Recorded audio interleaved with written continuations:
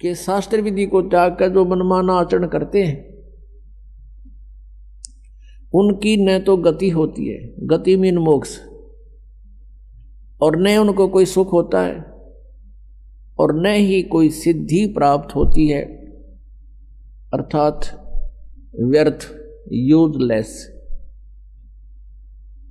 फिर गीता जी अध्याय नंबर 16 के श्लोक 24 में कहा है कि इससे तेरे लिए अर्जुन कर्तव्य और अकर्तव्य की व्यवस्था में है, कौन से कर्म करण योग्य हैं, कौन सी क्रियाएं ना करनी चाहिए, उनका निर्णय सदग्रंथ ही प्रमाण है, नथिंग एल्स। सदग्रंथ कौन कौन से हैं? पुण्यात्माओं, पवित्र 5 वेद। आप जी ने केवल 4 वेद सुने हैं, ऋग्वेद, यजुर्वेद, सामवेद और अथर्ववेद। एक 5वां वेद है जो इन 4 वेदों की मां है, उसको सूक्ष्म वेद बोलते हैं, सूक्ष्म वेद संत भाषा में, और उसको तत्व वेद भी कहते हैं, तत्व ज्ञान भी कहते हैं। उसको सच्चिदानंद घन ब्रह्म की वाणी भी कहते हैं, जैसे श्रीमद् भगवद गीता अध्याय नंबर 4 के श्लोक नंबर 32 में कहा है कि अर्जुन, जिन यज्ञों की, यज्ञ का अर्थ होता धार्मिक अनुष्ठान, साधनाएं, जिन यज्ञों का धार्मिक अनुष्ठानों की जानकारी विवरण 4 अध्याय के 25 से लेकर 30 तक दिया है, इनमें कोई तो देवताओं की पूजा करते हैं और कोई केवल योग अभ्यास करते हैं, आसन करते हैं, और कोई प्राणायाम, जैसे श्वास बाहर जाता है उस पर ध्यान रखे, अंदर जाता है उस पर ध्यान रखे, बस कोई जाप नहीं करना। इसको पान अपान की क्रिया बोलते हैं। और कुछ प्राणायाम करके अपना श्वास सूक्ष्म करके ध्यान लगाने का चेष्टा करते हैं, कुछ स्वाध्याय करते हैं, कुछ तीक्ष्ण अहिंसावादी व्रत रखते हैं, जैसे मुंह पर पट्टी बांध ली, नंगे पैरों घूमना, झाड़ू सी लेकर, कुछ ऐसी साधनाएं करते हैं, कुछ स्वाध्याय ही करते हैं, नित्य कोई पाठ कर लिया किसी भी धर्म ग्रंथ का। तो परमात्मा कहते हैं कि ये जो साधनाएं हैं, सभी साधक अपनी साधनाओं को पाप नाशक जानते हैं।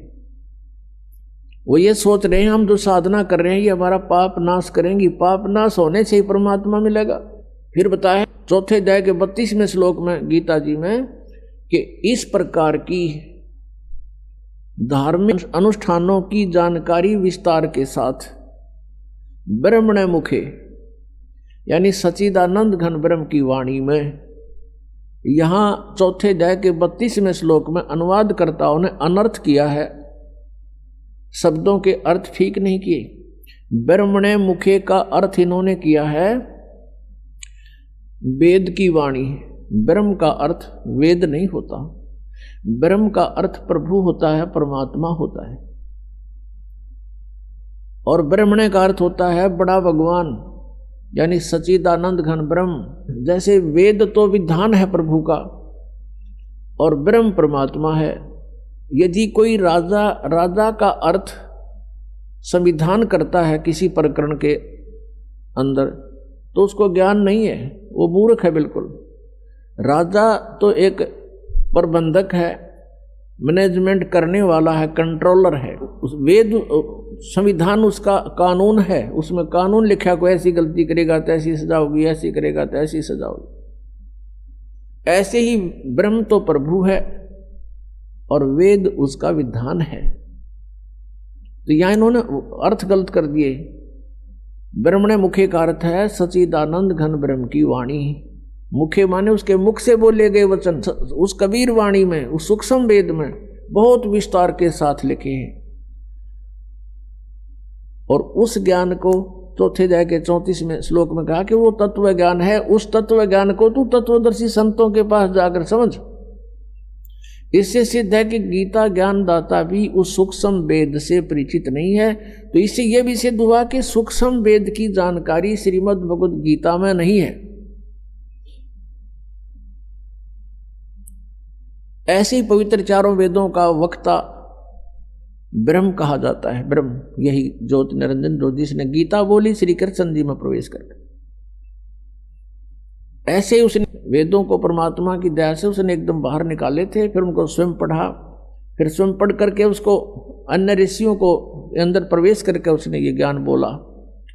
और ब्रह्मा जी को चारों वेद एज इट इज लिखे हुए लिखित रूप में दिए गए थे। तो पुण्यात्माओं, यहाँ पर बहुत सी ऐसी धारणाएं होती हैं क्योंकि हम आध्यात्मिक ज्ञान से अपरिचित हैं, और जिस कारण से हम इन बातों को स्वीकार करने को तैयार नहीं होते। इन माइंडलेस मैन जो थे, महर्षि को आया करते थे, जिनको ज्ञान कति नहीं था, वो कहते हैं कि सृष्टि के प्रारंभ में कागज कहाँ से आगे, लिख कैसे दिया, आदमी कहाँ से आगे फिर प्रारंभ में। कहते व्यक्ति तो भगवान ने उत्पन्न कर दिए, फिर एक कागज उत्पन्न करते भगवान के माट लग जाएगी। ऐसी बेतुकी बातों पर जीव को अड़ा कर रख दिया। तो इस प्रकार हमने आत्म ज्ञान को समझने के लिए अग्रम अग्रम छोड़नी पड़ेगी।